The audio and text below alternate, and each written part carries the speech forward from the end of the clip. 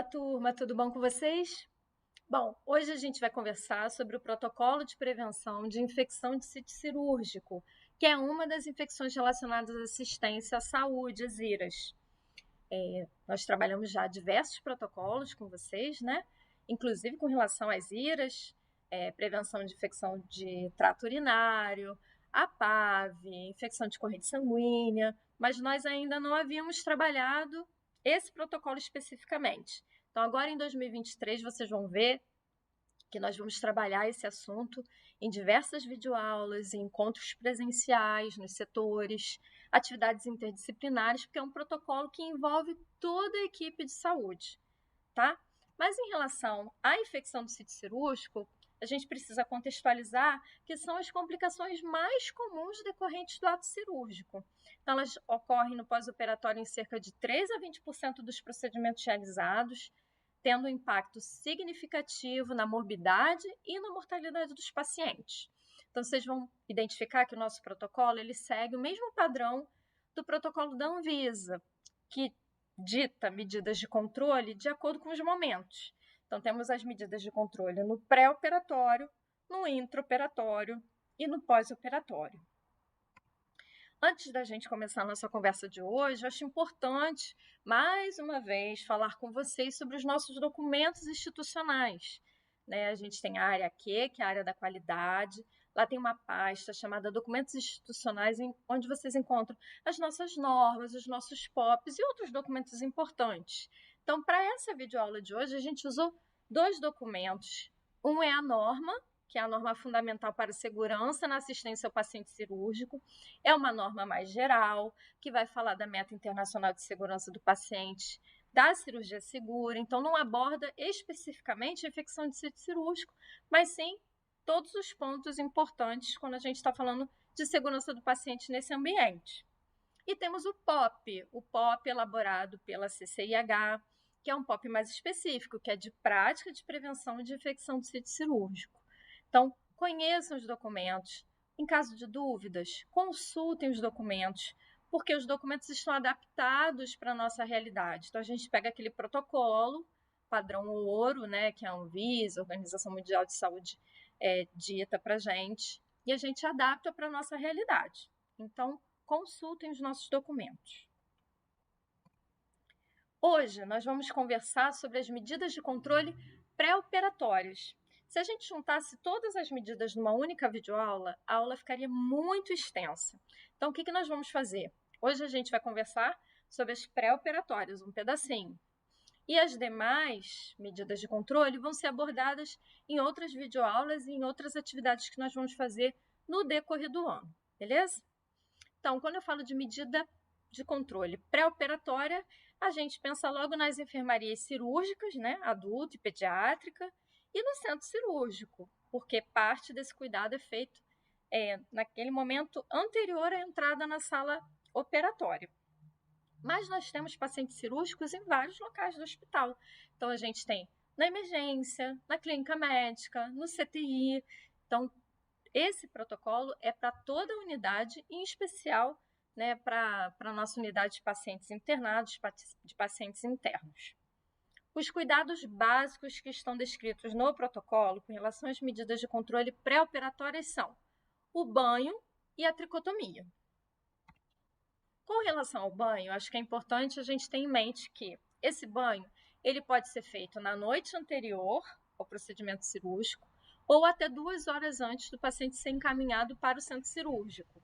Então, se eu faço esse banho na noite anterior, eu posso incluir a lavagem dos cabelos. Lembrando que a gente vai usar sabão neutro. Se o paciente não tem um sabão neutro, a gente pode fazer essa requisição aqui no hospital. Nós temos o produto, ele vem numa garrafa, é aquele sabão perolado, e vocês podem solicitar.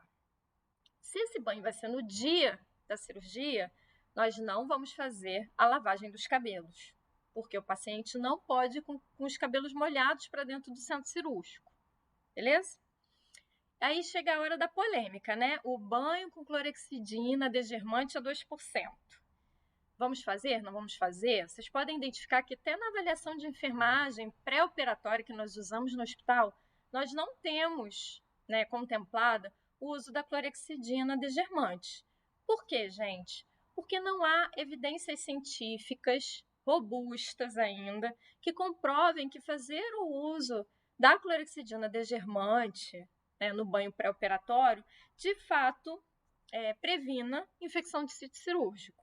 Então, o próprio protocolo da Anvisa coloca que indica a clorexidina para o banho em cirurgias de grande porte e de implante. E aí, se a gente pensar, o que é cirurgia de grande porte? A literatura também é bem diversa com relação a isso, não um consenso, um conceito único. Então, normalmente, nós encontramos que cirurgias de grande porte são as cirurgias ortopédicas, cirurgias cardíacas, cirurgias vasculares que envolvem as artérias. E se a gente pensar nesse sentido, a gente não faz esse tipo de procedimento na unidade. Mas tem outras literaturas que dizem que uma cirurgia abdominal ou torácica, em que a gente tenha um longo período, né, um longo período cirúrgico, de tempo cirúrgico, também pode ser considerado uma cirurgia de grande porte. Então, não está contemplado no nosso checklist lá da avaliação pré-operatória, mas em alguns casos pode ser solicitado que o paciente faça o banho. Então, a gente precisa saber que, em determinados casos, nós podemos fazer, tá? A mesma coisa é a questão da higiene oral com a clorexidina aquosa, 0,12%. Está lá no protocolo da Anvisa, mas existem estudos que falam que, por exemplo, o uso da clorexidina pode causar um desequilíbrio na flora local, e isso pode ser ruim, ao invés de beneficiar o paciente. Então, nós não temos estudos robustos que nos deixem mais seguros para essas práticas tornarem-se rotina e norma, né, dentro da nossa unidade. Por isso, elas não estão previstas lá na nossa avaliação pré-operatória, tá? Poderemos fazer? Poderemos fazer. Temos o produto? Temos os insumos? Temos os insumos. Então, se tem previsão de tubação orotraqueal, vai depender da avaliação, né, da equipe multidisciplinar se deve ou não ser realizada essa higiene oral, tá? Na unidade. O paciente deve receber toalhas limpas para o banho pré-operatório. E aí a gente não está falando só de toalha, né? Na verdade, todo o enxoval do paciente deve ser trocado após o banho. Então, é a toalha limpa, o lençol da cama, o pijama, a camisola e o lençol que vai na maca, que vai transportá-lo também. Então, todo esse enxoval deve ser trocado após o banho para que ele seja encaminhado até o centro cirúrgico. Com relação à tricotomia, tem se contraindicado, então a gente só vai fazer tricotomia em casos bem específicos, quando realmente for necessário. Essa tricotomia não acontece mais fora, né, do centro cirúrgico, ela acontece lá no momento lá da admissão.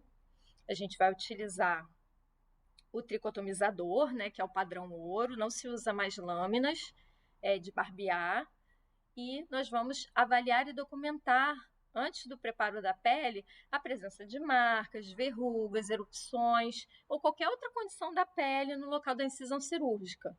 Não se indica usar creme depilatório também, as lâminas, como eu já falei, e ter o cuidado extremo para não causar cortes à pele. Então, vamos mostrar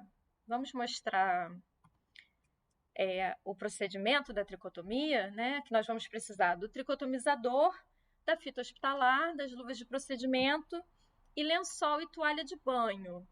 Então, o que é importante? Primeira coisa, identificar o paciente. Identifiquei o paciente como? Lembrando lá do nosso protocolo. Pulseira de identificação, prontuário e verbalmente com o paciente. Ok, paciente correto, qual o procedimento cirúrgico, qual local, delimitar a área que vai ser tricotomizada. É importante a gente explicar para o paciente que a área que a gente prepara, normalmente, ela é bem maior do que a área que vai ser cirurgiada, porque isso pode causar ansiedade ao paciente, né? Ele vê aquela área enorme sendo tricotomizada e ele pensa, meu Deus, vou sair de lá de dentro com uma incisão cirúrgica gigante. E não é o caso. Então, vamos orientar o nosso paciente. Oferecer a privacidade necessária. É importante que o profissional tenha uma iluminação adequada para fazer o procedimento. Então, a gente pode usar o biombo, a gente usa o lençol para cobrir o paciente, deixar só a área que vai ser tricotomizada exposta, né? E vamos proceder à tricotomização. Como a gente faz? No ângulo de 15 a 30 graus em relação à superfície da pele. Dependendo da região, eu posso, com a minha outra mão, esticar essa pele, né, para facilitar. Lembrando que a gente nunca vai forçar para baixo, com força, o tricotomizador na pele, para evitar causar qualquer tipo de lesão. Vamos juntar os pelos cortados à medida que a preparação, né, for acontecendo e usar a fita hospitalar para retirar os pelos que ficam bem aderidos à pele. Então, que fita hospitalar é essa, Luana? Uma fita tipo durex, né? Uma fita que a gente vai passar ela aqui, ó, pela mão, com o lado com cola para fora, né? Então, você passa a fita aqui na sua mão e aí você vai fazer aquele movimento, né? Sem puxar, como se estivesse fazendo depilação, mas levemente e tocando aquela pele e removendo aqueles pelos que ficam bem aderidos à pele. Uso água morna no final para fazer uma higiene do local e retirar os últimos pelos que podem estar na região, secar com a toalha, descartar o material no local adequado. Lembrando que as lâminas do tricotomizador são de uso único, individual e único. Então, acabou de usar, a gente vai descartar na caixa de pérfuro cortante, limpar o corpo do tricotomizador e relatar ao enfermeiro plantonista. Então, eu registro, assino a lista de verificação pré-operatória. Não tem mistério, né, gente?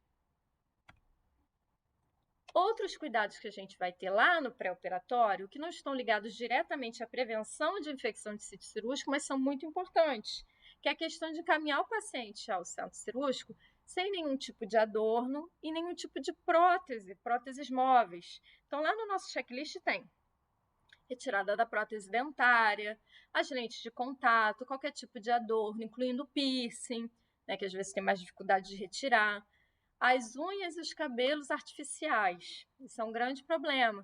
Se vocês encaminham uma pessoa com um cabelo artificial ou uma unha artificial de acrigel, seja lá o que for, para o centro cirúrgico, a gente perde muito tempo lá para fazer a remoção disso. Então, precisamos orientar os pacientes, de preferência já vir de casa sem isso. Mas se ele chegou na unidade, a gente orienta na hora para fazer essa remoção, de preferência no dia anterior, né, das unhas artificiais, dos apliques, dos adornos e as próteses. Lembrando também a retirada da roupa íntima, né? Muitas vezes o paciente chega lá com a roupa íntima, que também não deve ir para o centro cirúrgico.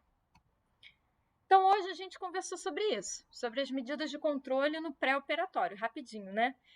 Fiquem ligados que nós vamos ter as próximas atividades. E aí, só para dar um gostinho do que vem, né?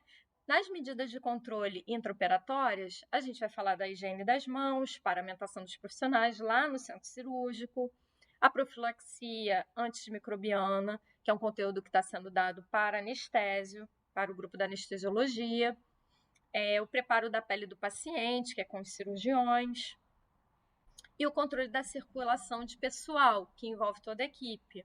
Então, é importante estar com as portas fechadas, o controle do número de pessoas na sala e outras medidas que a gente vai conversar mais para frente, tá? E com relação às medidas de controle pós-operatórias, serão as nossas próximas aulas, videoaulas que estão sendo gravadas. E aí, nesse módulo, a gente vai abordar os cuidados com as feridas cirúrgicas, com o grupo da Comissão de Prevenção de Tratamento de Ferida, e os cuidados de enfermagem com os drenos. Então, fiquem ligados que essas serão as nossas próximas aulas. Espero que vocês tenham gostado. Aproveitem o nosso material. Não esqueçam de assinar a lista de presença, que fica aqui embaixo na descrição do vídeo. Façam avaliação de aprendizagem, comentem, curtam, critiquem. Nós queremos muita participação de vocês, tá bom? Obrigada e até a próxima!